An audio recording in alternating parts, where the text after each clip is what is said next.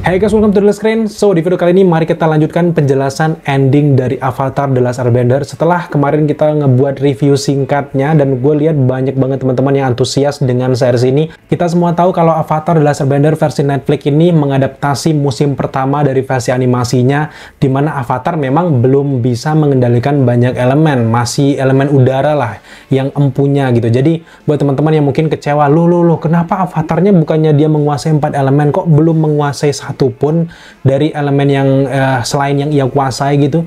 Tenang, season pertama ini jelas baru memperkenalkan setiap karakter yang hadir di Avatar The Last Airbender. Kita jadi tahu Sokka, kita jadi tahu Katara, kita jadi tahu Aang, kita jadi tahu musuhnya yaitu Zuko yang nanti bakal punya hubungan menarik antara Aang dan juga Zuko di musim ketiganya, dimana mereka kan bakal berteman ujung-ujungnya gitu ya. Kayaknya bukan spoiler lagi ya, karena buat teman-teman yang mungkin pengen cepet-cepet tahu gimana kisahnya, langsung nonton versi animasinya, tapi jangan samakan plek ketiplek dengan versi live action. Buktinya adalah di musim pertama versi animasi itu ada 20 episode dan panjang banget kisahnya dan lebih lengkap, tapi di versi live action kita dipadetin bla bla bla. Ada beberapa hal yang di skip, tapi ada juga yang disempurnakan. Jadi kita lebih tahu, oh kayak gini, penggambaran lebih luas lagi beberapa kejadian-kejadian yang tidak diperlihatkan di versi animasi. Jadi kayak saling melengkapi gitu guys.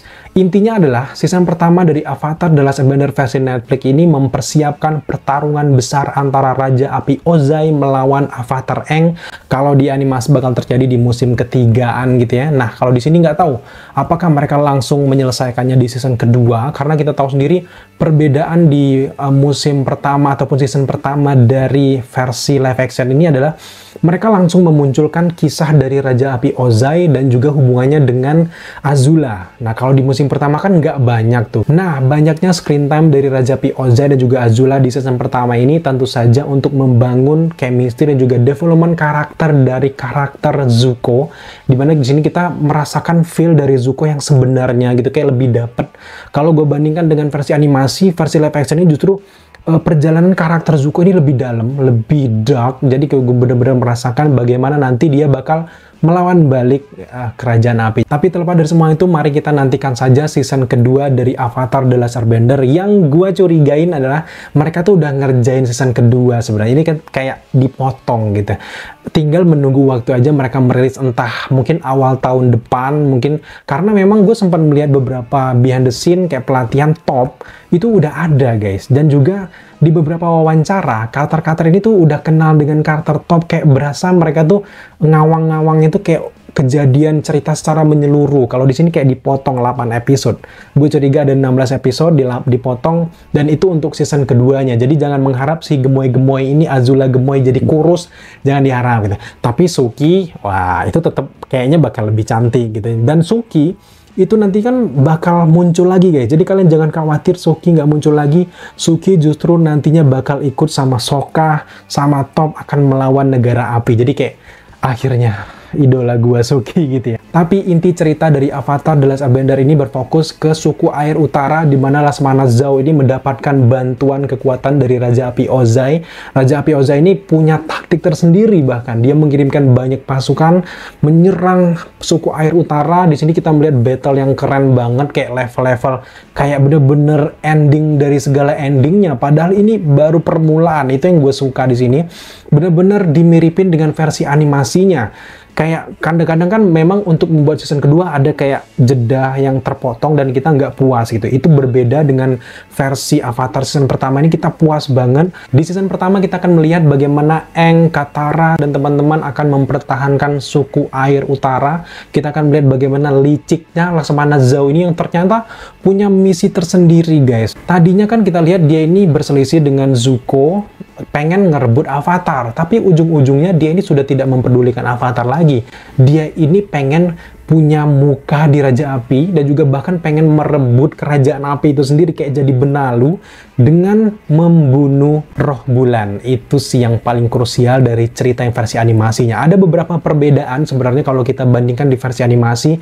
Kalau di animasi Aang, Katara tentunya juga ada kan di adegan-adegan kolam itu, tapi di sini nggak ada.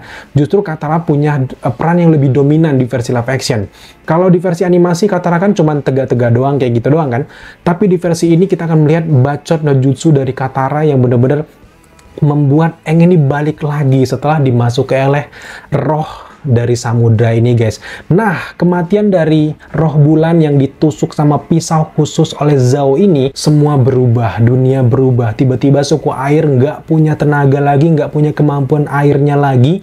Dan ini adalah tujuan utama dari Laksamana Zhao untuk menghilangkan kekuatan dari suku air di muka bumi ini dengan menghilangkan bulan juga. Padahal sudah diperingatkan oleh Paman Iro, sebenarnya dengan menghilangkan roh bulan itu juga akan membuat dunia tidak stabil, dan sebenarnya pengendali api juga membutuhkan kekuatan dari bulan tersebut. Jadi ya akan jadi kacau balau. Setelah dibunuhnya roh bulan tersebut, barulah Laksamana Zhao ini kayak udah kabur aja, dia mulai menyesal gitu, kayak tipe-tipe villain yang benar-benar ngeselin. Tapi jujur, penggambaran Laksamana Zhao di sini benar-benar ngeselin banget. Kalau versi animasi kan ada lucu-lucunya, kayak kita ya udah sih, tapi di sini Laksamana Zhao-nya benar-benar bikin kesal gitu, jadi pengen nonjok gitu ya. Benar-benar kayak wah, tersampaikan banget karakter yang dimainkan oleh aktor satu ini, guys. Nah, kemudian setelah roh bulan ini meninggal, bulannya udah hilang, kekuatan dari bulan habis, kekuatan dari suku air hilang, akhirnya Putri Yui ini menyadari bahwa sebenarnya ada roh bulan sebagian di dalam tubuhnya. Ketika dia masih bayi nih, dia sering sakit-sakitan, dimandiinlah dia di sungai Ponari tersebut gitu ya. Otomatis roh bulan tersebut membantu penyakit dari Putri Yui ini. Nah, disinilah akhirnya Putri Yui ini berkorban dan dia menjelma menjadi ikan koi yang tadi meninggal. Akhirnya semua stabil lagi. Tapi sebelum itu, Aang terlanjur sudah marah duluan, guys, dimana dia mengorbankan dirinya dirasuki oleh roh samudra untuk membantai semua pasukan api yang ribuan itu. Dan akhirnya kita bisa melihat kan Aang bagaimana dia digulung sama air yang sangat banyak. Udah langsung roh samudra ini kayak Godzilla menyerang semua pasukan api, semuanya dibantai. Tapi yang disayangkan di sini adalah kalau di versi animasinya kan roh bulan ini dengan airnya tersebut mengambil Laksamana Zhao, kan pengen dibunuh, dia dibunuhnya kan Laksamana Zhao. Tapi di sini tidak, Laksamana Zhao justru berantem sama Pangeran Zuko. Dan disinilah akhirnya si Laksamana Zhao ini dibunuh oleh Paman Iroh kan. Itu berbeda dengan versi animasinya. Tapi ya gua maklumin lah, itu mungkin lebih ke bagaimana masuk akalnya ceritanya lebih dramatis aja. Laksamana Zhao ini ketika mau kabur, tiba-tiba udah dihadang langsung sama Pangeran Zuko. Karena mereka kan bergesekan dari episode awal sampai akhir tuh benar-benar mereka bergesekan. Nah disinilah penyelesaian dua karakter ini, perselisihan nih selesai gitu ya. Jadi nggak yang tiba ucuk-ucuk dibunuh oleh si roh samudra tersebut. Jadi permusuhan antara Laksamana Zhao dan juga Zuko selesai, semua beres. Jadi pengembangan karakter dari awal sampai akhir itu semuanya mencapai klimaksnya, dan gue senang banget dengan keputusan dari perubahan-perubahan kecil ini, guys. Tapi secara garis besar memang mirip banget dengan versi animasi, cuman ya beberapa kejadian aja yang kayak balon udara api itu kan sebenarnya kayaknya nggak ada ya di versi animasi, di musim pertama nggak ada ya. Nanti barulah kayaknya di season kedua balon api udara ini kayak dipersiapkan lah ya. Nah, untuk balon udara ini justru tuh lebih lekat ke karakter Zuko ke depannya,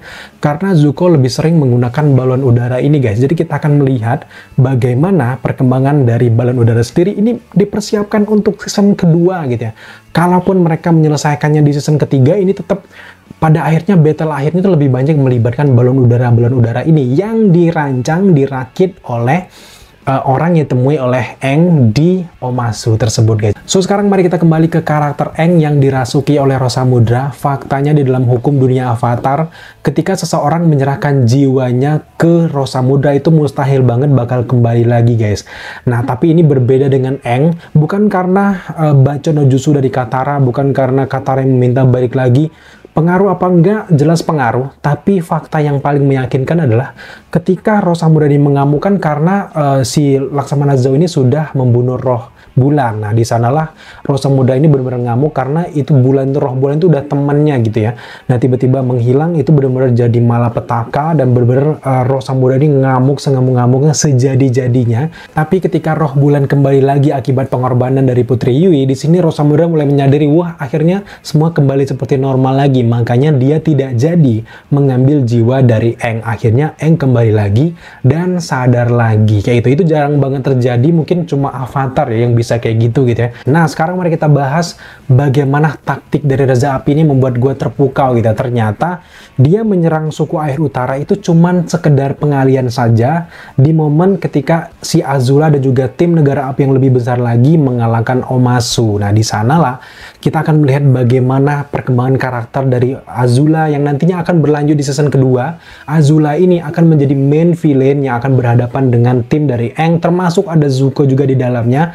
Si Azula ini benar-benar akan menembus Ba Sing Se, karena ibu kota dari suku bumi itu kan di Ba Sing Se yang nggak bisa ditembus. Akhirnya dia bawa kayak bor raksasa kayak gitu. Kalian lihat aja di animasi karena kelanjutannya bakal seperti itu. Yang intinya adalah perkembangan karakter Azula di sini benar-benar akan diperlihatkan di season kedua, yang gue duga barulah di season ketiga nanti Raja Api Ozai yang akan berhadapan dengan Aang, dan itu akan menjadi akhir cerita dari Aang The Last Airbender ini guys. Kita akan melihat bagaimana pertarungan dari Raja Api Ozai dan juga Aang. Intinya dari perjalanan dari musim 1, 2, 3 itu cuman mengantarkan bagaimana battle akhir antara Raja Api Ozai melawan Aang ini guys. Dan yang terakhir mari kita bahas penjelasan dari Comet Sozin yang diperlihatkan di akhir season pertama, di mana Raja Api Ozai ini benar-benar semangat dengan kedatangan dari Comet tersebut. Nah, di momen itulah dia akan menghancurkan seluruh dunia.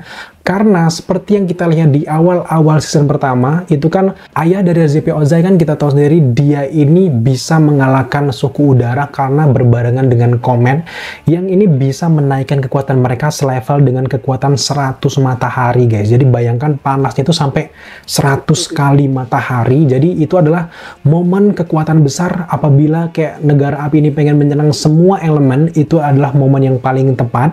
Nah, itu akan terjadi di beberapa season. Kayaknya gue duga itu terjadi season ketiga. Nantinya Raja Api Ozai akan menghadapi avatar Aang dengan kekuatan tersebut guys. Kita lihat saja nanti gitu ya. Dan semoga video kali ini berguna untuk kalian semuanya. Kalau kalian belum subscribe channel ini, jangan lupa dukung kita dengan cara subscribe, like, komen, dan share. Serta jangan lupa juga untuk nyalakan notifikasi agar kalian mengetahui apabila kita mengupload video setiap harinya. Thank you guys.